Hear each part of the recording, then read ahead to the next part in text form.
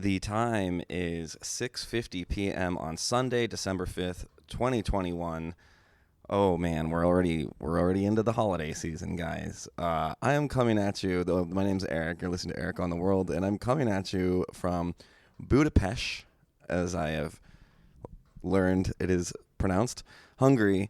And I had really promised, as I've done many weeks, that we were going to have a guest this week, and I even recorded an episode in Prague with another American, Julia, an amazing comedian. I've never seen her perform. I have no idea, but who's very generously is letting me stay at her place in Prague while I cat sit next month, for a month rather. So we recorded an episode. I got to meet her cats, and I thought all is great. And then about 45 minutes into the episode, I realized that only my audio lines were coming through because this is the one time I didn't do a sound check with a guest because we were just having good conversation. So we just went right into it. So I might release that if people want, but it's pretty much you can make out what she's saying, but it's really just picking up off my mic, and then to get her sound levels up, had to increase my really lovely mouth and nose noises, and I just don't know that anybody really wants to hear that kind of thing.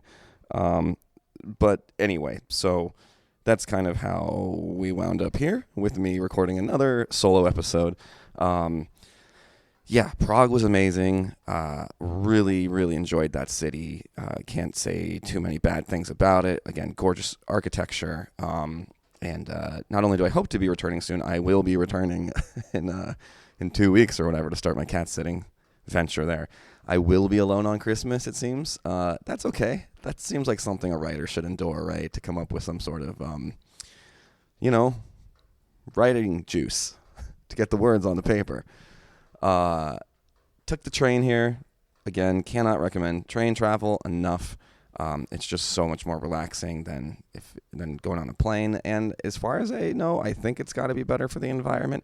That's something I didn't even know was like a problem. Like obviously, you think about cars and going electric, but I didn't realize like apparently how devastating taking a plane is to the environment. Or the veal stew that I just ate earlier. First time eating veal. I learned about how they made veal when I was a kid, and I actively avoided it. But I'm at that point in my life where I've just kind of given up on myself, and I guess others are coming down with me. So it was delicious. Yeah, I've only been here like less than 24 hours.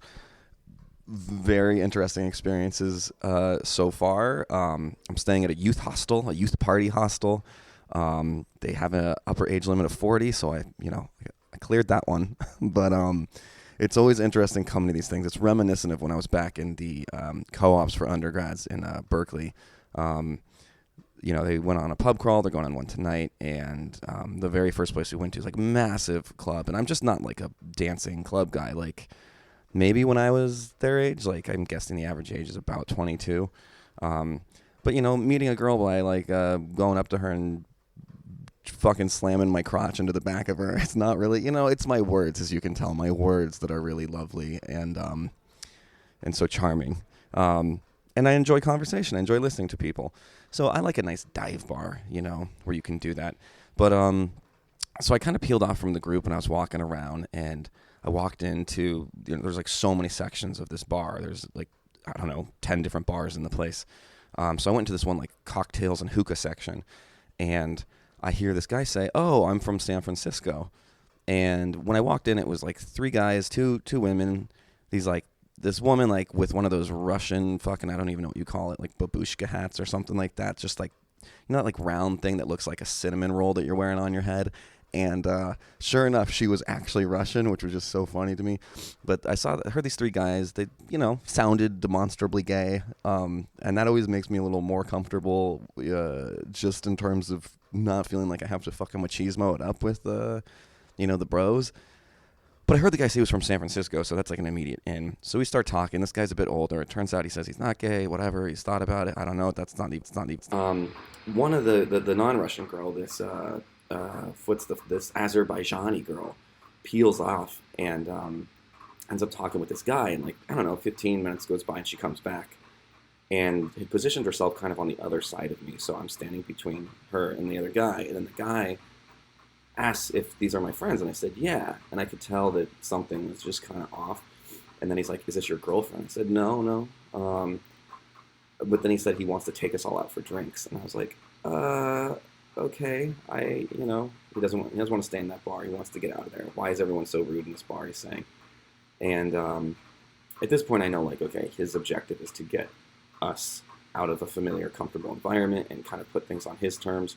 I had my hostel group upstairs still. Like, I wasn't ready to leave. And he ends up asking, like, saying that he wants to talk to the girl. And I look at her, and she's, like, actively ignoring him. And then he asks if I speak on her behalf. Like, I'm, like, his property. I said, no, man, I think she's just not interested in talking. And this guy wasn't having it. He was, like, very offended by this. Eventually, he literally pulls out money to try to pay me to talk to her. I'm like, dude, thanks. That's not, that's not how this works. And I don't want your money. All of a sudden, this big guy, and I mean, like, at least 6'10", I mean, massive guy, comes over. And I'm thinking, oh, this is security. She said something to them, and this guy's getting bounced. What ends up happening is this guy, like, literally shoves his fucking stomach, his big sternum into me, pushing me as a threat, as like a not so idle threat. And then the guy says that the shorter guy, who was still taller than me, I'm like 6'1", was like, yeah, well, this I'm offended. And then the bouncer guy's like, this guy is offending you. And I was like, oh shit, here comes, an hour and a half into being in Budapest, and here comes my first ass kicking. And he's like, no, the girl offended me. And I'm like, look, man, I've been rejected 1,000 times. I wouldn't take it personally. Like, my whole thing is, obviously I could have told this guy to fuck off and he should fucking listen when a woman talks to him. But that was going to escalate things in a way that wouldn't have been good for anybody. So I'm just trying to de-escalate. I'm pretty good about talking to drunk people in that regard. And while I'm doing this, and this continued for about, I'll say 5 minutes, the girl, like, there was like a back way you could get out. She, like, went out and left, and they saw that, and, like, immediately afterwards they ended up leaving, trying to find her. So, like, thanks to her for getting the fuck out of there, because I don't know where that was going to end up. So then I'm like, fuck this, I'm not going to, we go to another club, but I'm like, I don't want to club crawl.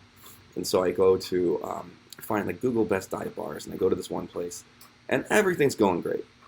And then this Asian Canadian guy asked to sit down with me, and I'm thinking that this guy's gay. And not that any, people think this about me too, but they're just vibes, right? He asked if he could sit at the table with me. I was like, sure.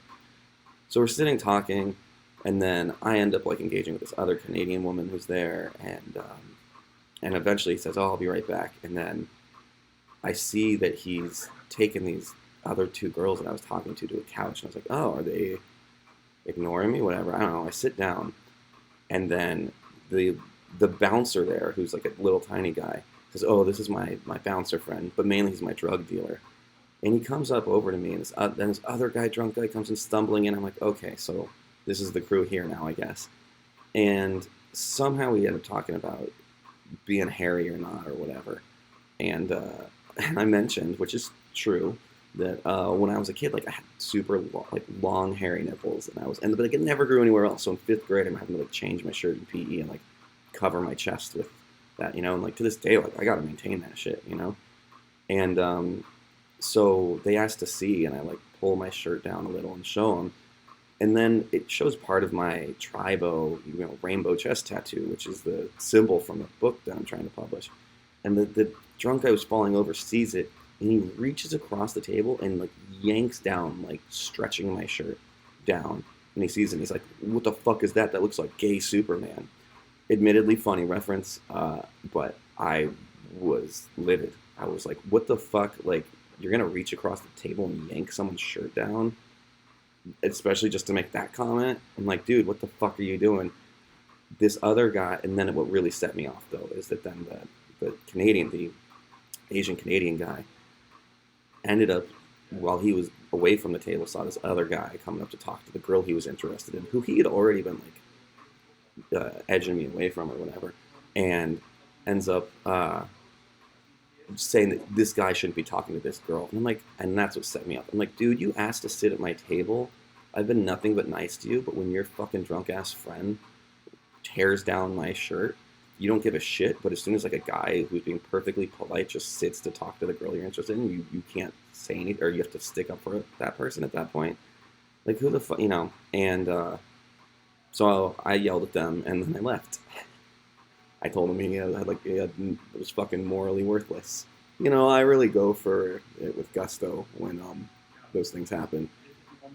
Anyway, so we're supposed to go to these like thermal baths that look amazing tonight. Realized on the way there, because it's so fucking cold, I have on a beanie and a scarf and you know, 3 layers and all this stuff. And I'm like, I get this amazing dinner with the veal goulash, whatever the fuck, the veal stew. Had bone marrow also for the first time. And I'm going to like, all right, cool. I'm going to have enough time to be there for an hour, and then I'm going to go on this amazing riverboat tour. And as I'm walking towards the train station, I'm like, oh, I didn't consider I probably need a swimsuit in this, you know, 0 degrees Celsius weather. And went back and did not have enough time. As you can hear the bells in the back. It is 7 p.m. now, so I missed that, but I'm excited to go on this riverboat tour in 40 minutes. Excited to see what Budapest holds in store for me. I have 2 comedy shows, Wednesday and Thursday. It's an Irish bar. It's a fucking Irish bar if you just want to Google that. But you should follow me at Eric on the World on Instagram to get those show updates. And then Thursday night I'll be performing at the same bar with Dragos from Romanian living in Berlin, who's the guy who has like fucking 450,000 TikTok followers. So good for him and good for me for getting a guest spot on the show. Go check that out. Otherwise, until next week, no matter where you are in the world, be well and be loved.